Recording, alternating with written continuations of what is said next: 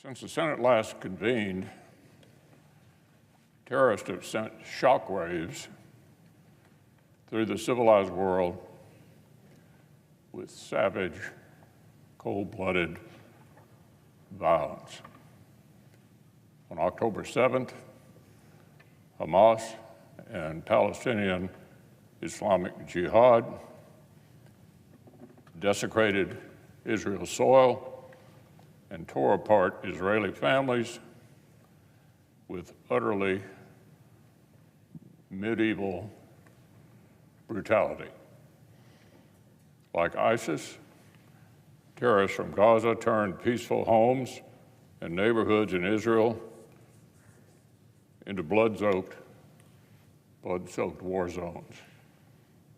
It was the deadliest attack on Israelis and on American citizens overseas in decades. But now, reports and images of these horrific scenes have spread widely.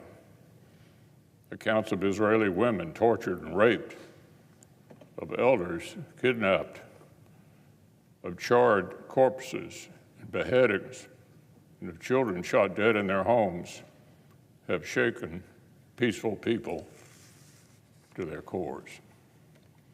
In one kibbutz, a paramedic named amidst was working to save the lives of victims, pouring into a local clinic when she documented what would be the last moments of her own life in messages to her sister.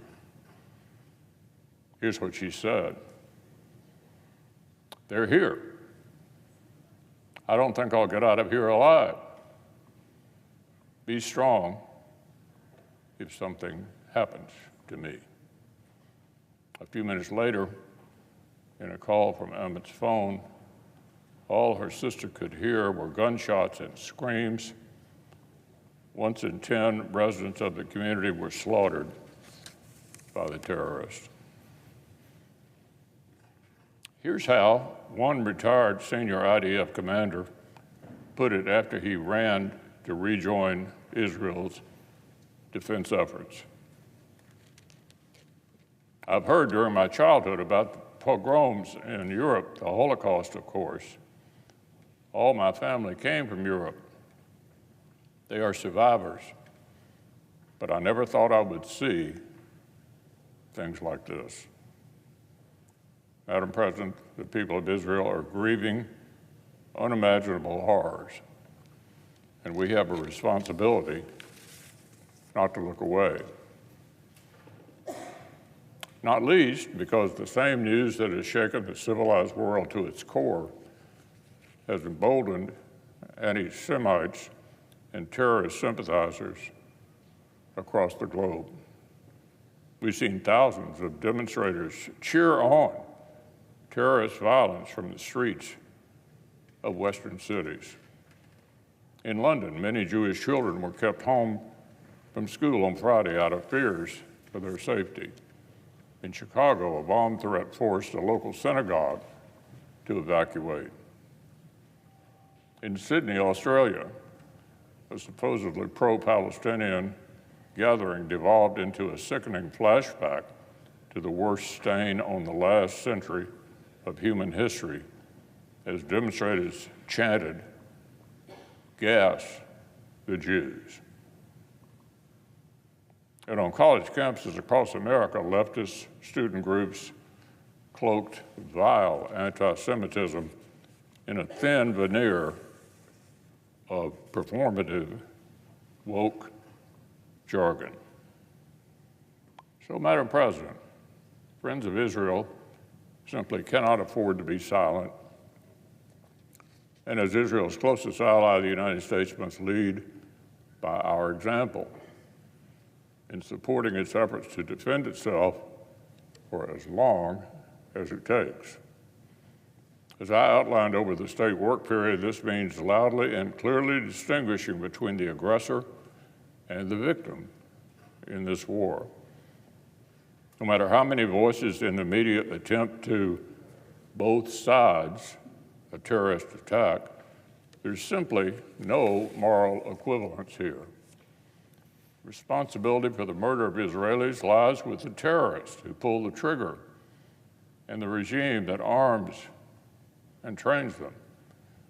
And responsibility for the suffering of the Palestinian people lies with the Hamas terrorists who consolidated power by flinging rival civilian officials off of rooftops, who used scarce building supplies to dig terror tunnels, who turned drinking water pipes into rocket launchers, and who used residents of Gaza as human seals.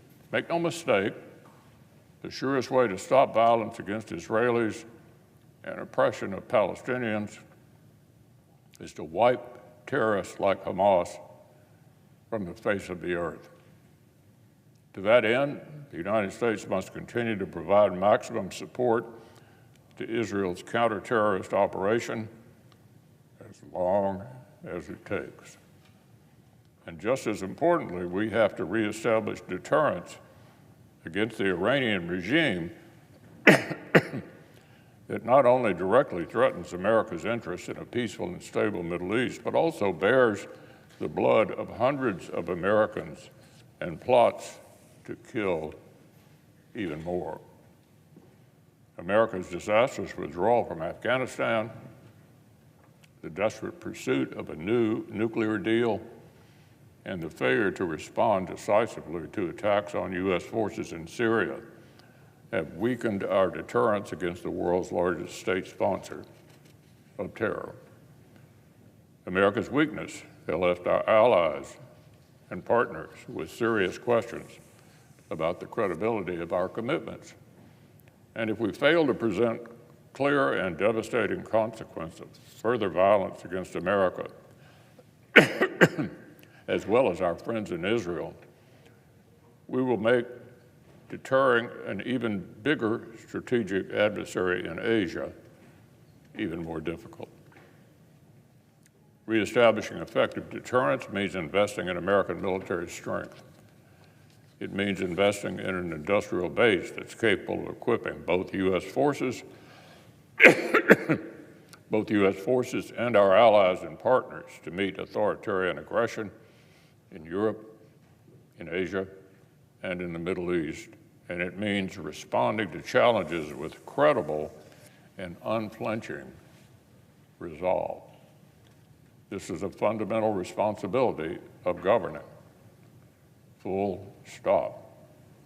I'll have more to say in the coming days, but for right now, this is not merely a terrorist war against Israel. It's part of a clear and present danger to the United States and the entire civilized world. This, Madam President, is a time for choosing.